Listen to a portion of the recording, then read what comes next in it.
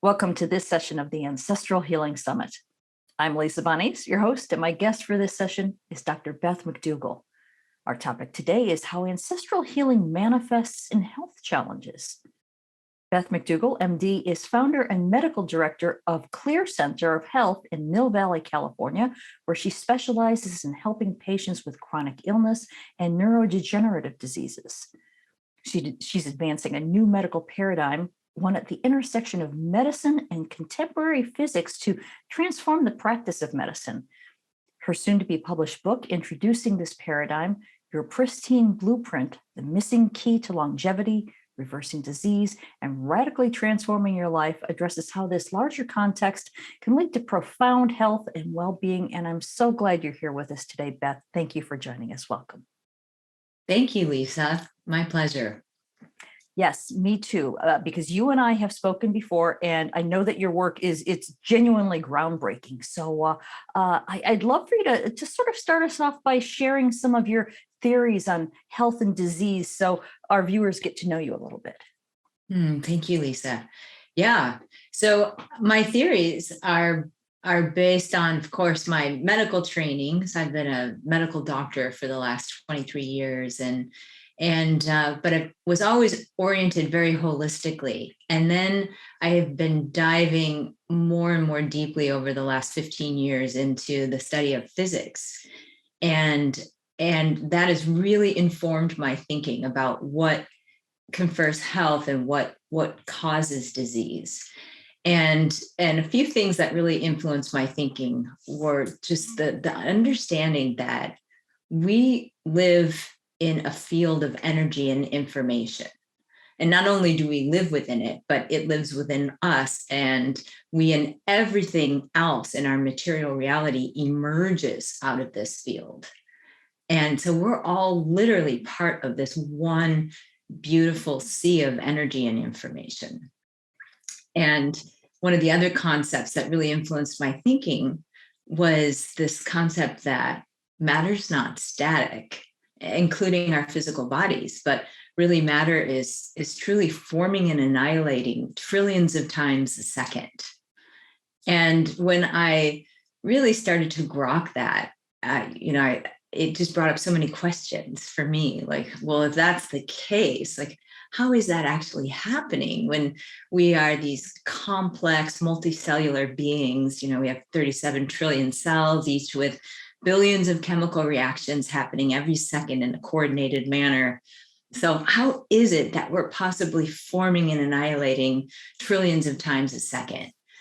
And I feel that it is our bodies are templated, and our physiology is orchestrated by a blueprint that creates our physical form every trillionth of a second, and also has the data set to orchestrate our exquisitely complex physiology.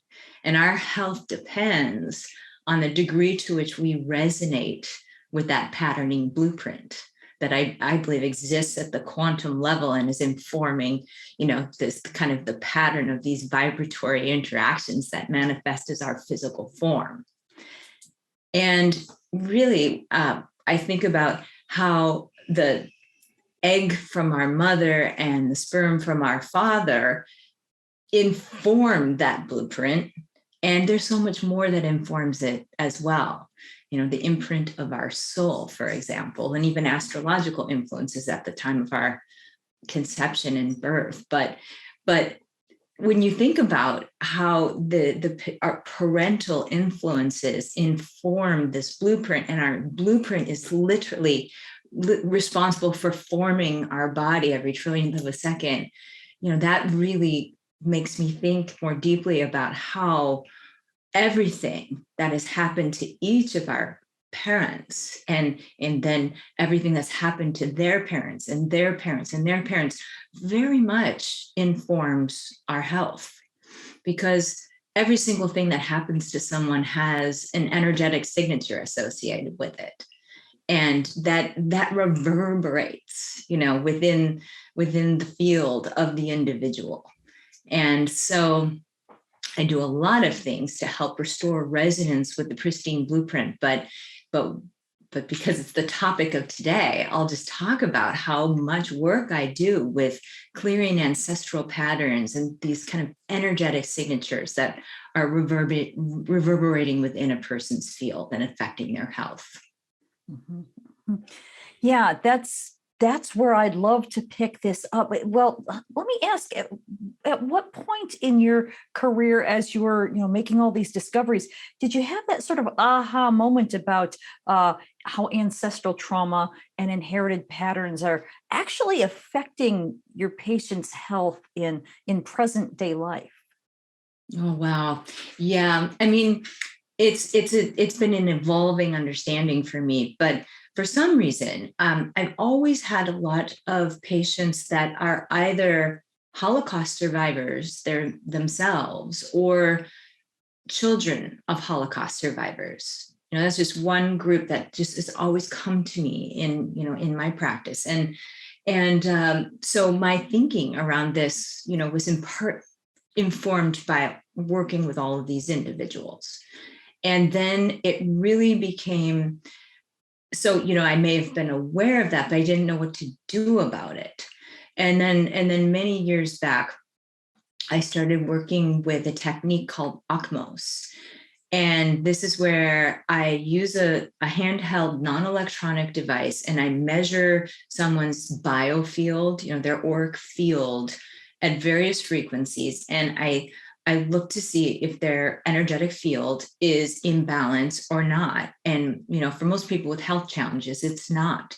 And then I basically start doing this process where I have a conversation with their body and I'm asking what pieces of misinformation are creating dissonance in their body and field and disrupting resonance with their blueprint. And as I kind of figure that, through this kind of algorithm of questions I'm going through, if I come up with or get a sense that there's some ancestral trauma, then I begin working on that. And sometimes it's like I can work with someone for so long and then all of a sudden one day, wow, it's present and it's like so obvious that's what we need to work on. And so I've kind of developed this technique where it's a hybrid of traditional OCMOS work, but it's where I kind of bring in some help in the room, in terms of like some archangels and I silently, and then I can kind of almost envision a timeline, like it's like the person in front of me has a timeline going off to the right. That's like the patrilineal line, a timeline going off to the left. That's the matrilineal line. And occasionally, just in my mind's eye, I see that it's very important to kind of scrub the timeline, so to speak. It's like you can kind of almost see little hot spots of trauma going back in generations. And there's resonance with what the person is experiencing today. So I kind of think about, the concept of resonance is you can explain it well when you think about tuning forks. If I had a tuning fork in the key of C and I struck it, if there was another one in the room in the key of C, it would begin to ring. But if there was one in the room in the key of B, it wouldn't. So because our being is informed by our blueprint, which was informed by the egg and the sperm and the energetic signatures in each of those, the egg and the sperm, then it goes back generations. You can see that there's things that happen in previous generations that are reverberating. So this is a more abstract way of looking at it, but there's an opportunity to help ground the dissonance back in time. So and it's just really an intention of like with assistance, just asking for that to be grounded off. And you can really, I personally can feel just the dissonance kind of calming down in the individual as I do that. And it's made extraordinary differences in the lives of my patients.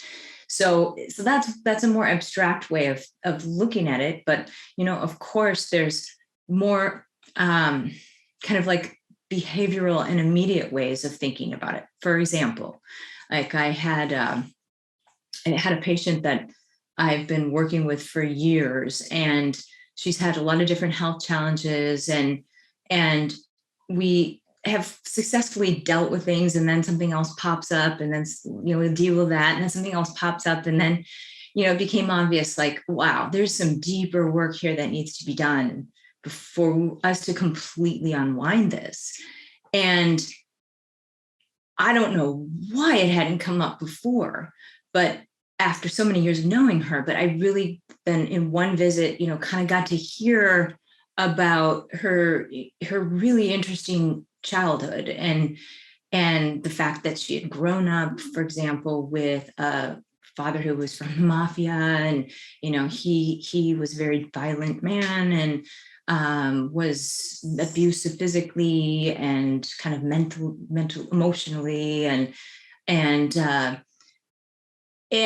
of course, a mother that drew that in, and so it was just this very dysfunctional childhood situation, a lot of violence, and she escaped home at 15 and moved, and then she spent so much time in her life keeping her environment serene, her life placid, just like really focused on beauty and in her life, but her body suffered, so it was like she kind of divorced herself from that situation, left it behind, like goodbye, good riddance, like never going back to that kind of energy, but it stayed in her system and reverberated. And so in some of my work with her, we together were able to kind of go back and almost energetically pull that out of the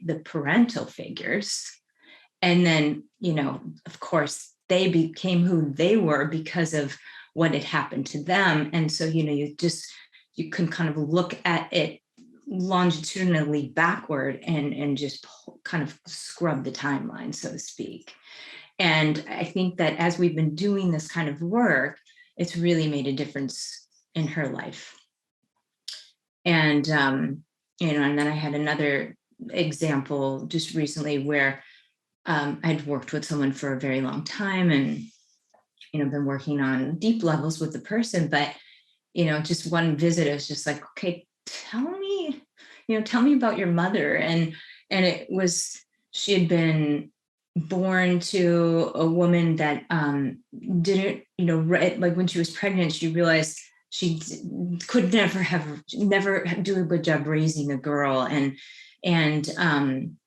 she had been previously sexually abused by her father. And so it was just, of course, the traumas inform how the parent shows up for the person, which then, programs the way the person thinks about themselves and how they feel about themselves and their sense of security in the world.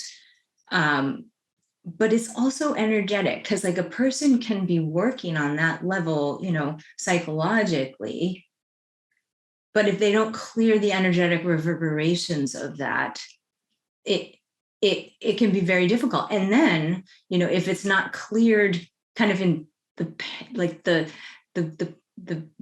ancestral timeline and the ancestors, it continues to reverberate stronger, in the individual, because like there's going to be still a little bit of that signature left in the individual. And if it's really strong, in going back ancestrally, it's going to be really hard to let this go here. But if you can calm down, kind of clear, ground off, and harmonize the timeline, it allows for this to release within the individual so much easier. Yeah, this all it's you beautifully worded this. I know we're talking about some complicated, hard to explain things, but that was very clear. I thank you for that. Now, I would love to rewind a bit, though. You mentioned that you've worked with Holocaust survivors. What did you learn from them? Okay, let's see. So many things, so many things. It's just there's a very high degree of anxiety that kind of pervades fear and anxiety that pervades the life of most of my Holocaust survivor patients and their families.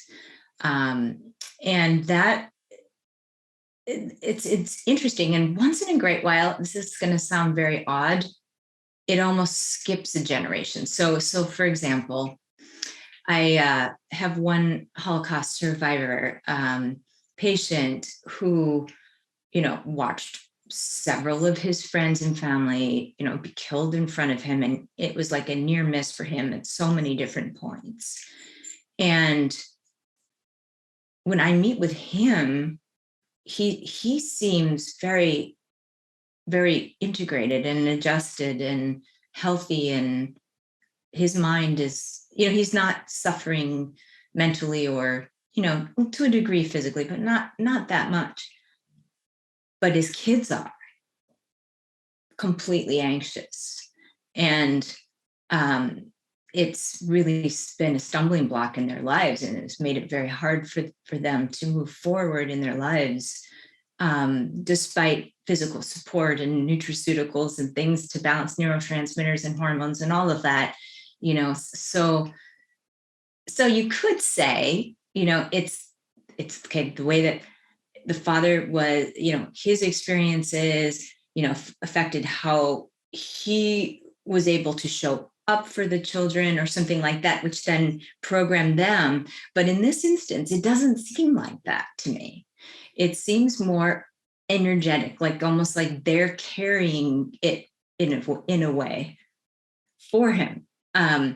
So each situation is a little bit different, but in any case, I think that clearing the Holocaust trauma is not only good for the individual, but for their offspring, but for collectively people of Jewish descent, honestly, because I think the more healing that goes on, even, one family at a time, it's helping to heal the whole reverberation on the planet. So it's a real honor to work there. And I don't know if it's appropriate to say, but I've always felt like, oh, I'm a Holocaust survivor. I feel like past life, always, just like from a young age, been like, oh, absolutely, I am a Holocaust survivor. And, just it's like, maybe that's why I attract so many patients that are. Yeah, I was just thinking the same thing, that maybe you've got this energy imprint that's what draws them in. Yeah. Now, I'm also wondering too, that I'm just sort of spitballing here, but from the story that you're telling about the father and the children, where the father was seemingly unaffected with, of course, the supposition that he was at some level, it almost feels, the way that you're describing it, is that the intensity of his experience was so extreme that his physicality just couldn't go there. It couldn't grow.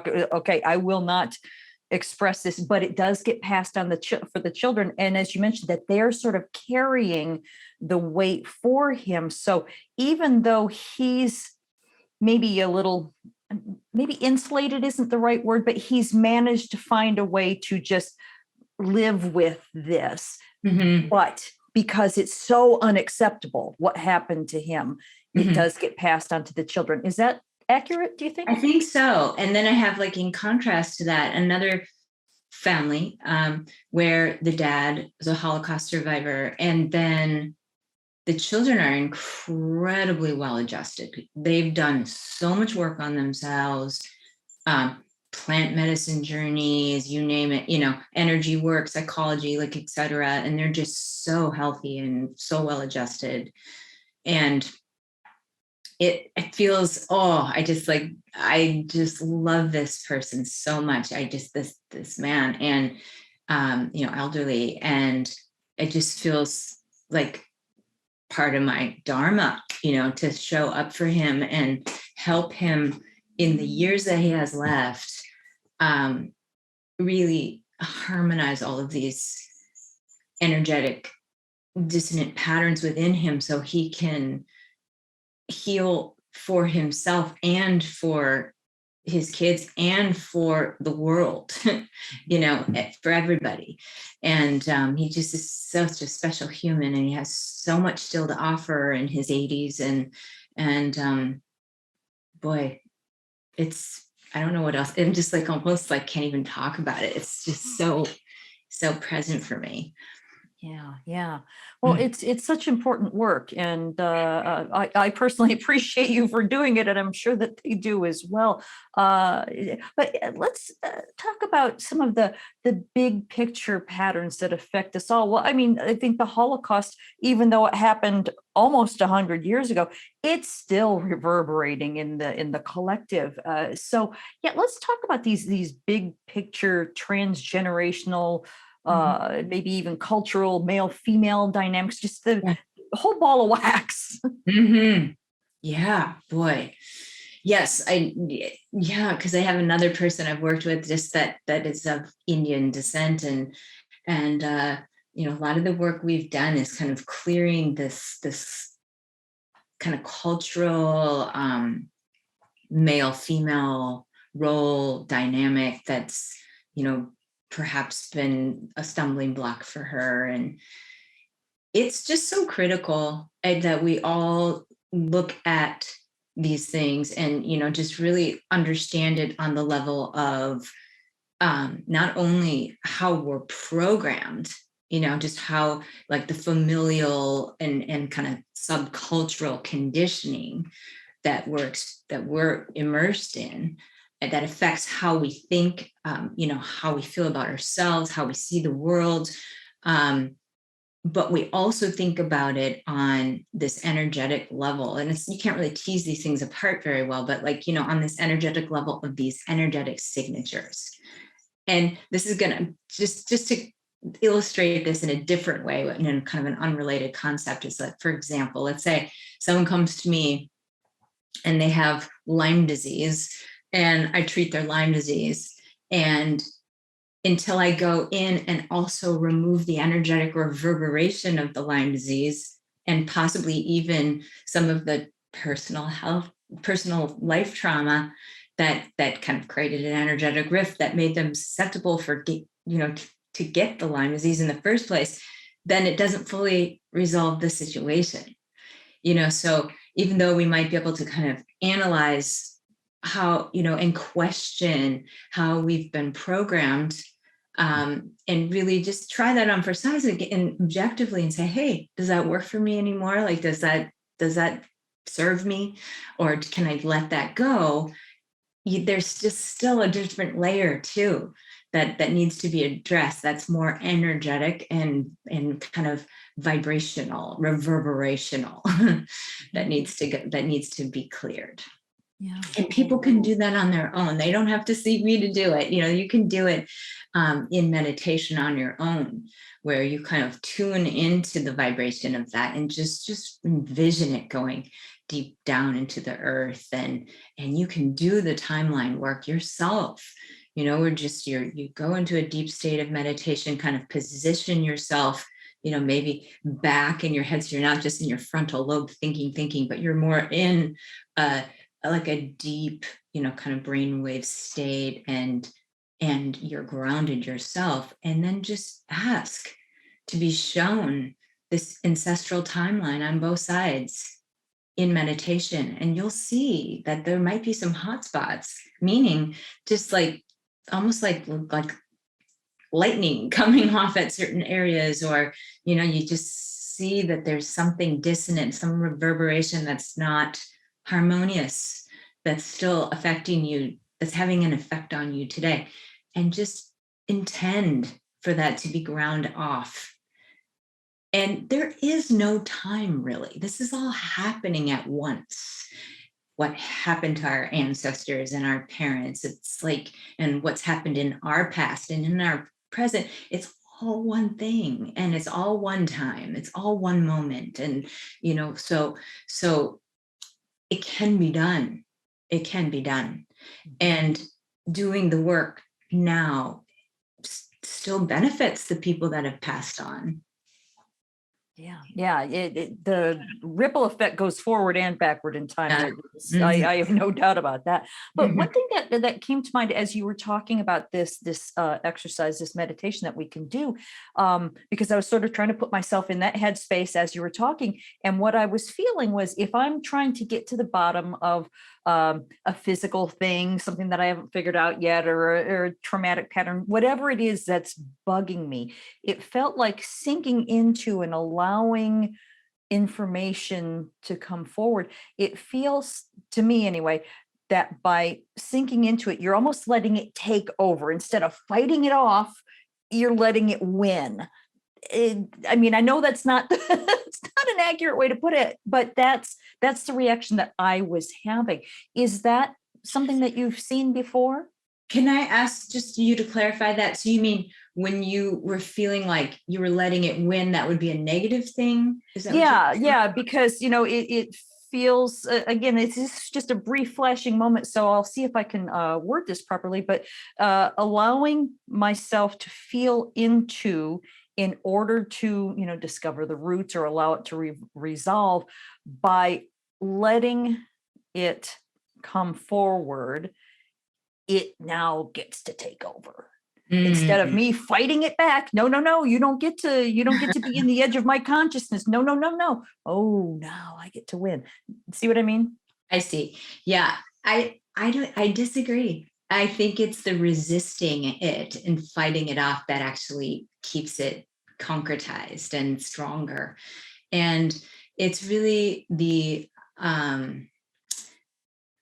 awareness of it and the feeling of it that allows you to clear it. So, it's like the way through you have to, the way out is through. You really have to feel it in order to let it go. Right. And the feeling of it can be brief, and you can do it just with awareness too. It doesn't have to be like a full emotional response type of feeling, but like it can be, whatever it's there it's trying to impart something to you, so you're just asking to learn what it is that you need to learn, and then letting go of what no longer serves you. Right. So it almost sounds like if anybody is going to do an exercise like this, it would probably be wise to call upon some helping spirits to make sure, okay, I'm safe in this exercise. Y'all are going to watch out for me while I let this happen. Is that something that you would advise? Mm-hmm. Yeah. Yes, I would advise people to do it, and just to trust in the process of, you can heal. You can heal yourself. You can heal your ancestors. They want you to do this. They literally want it. I mean, like they are cheering you on, and so it's an opportunity to really do some deep healing for yourself, your family members, your future progeny, and the world all at once. Right. So it wouldn't be coming up if it wasn't time to take a look at it square in the eye. Yeah. Okay.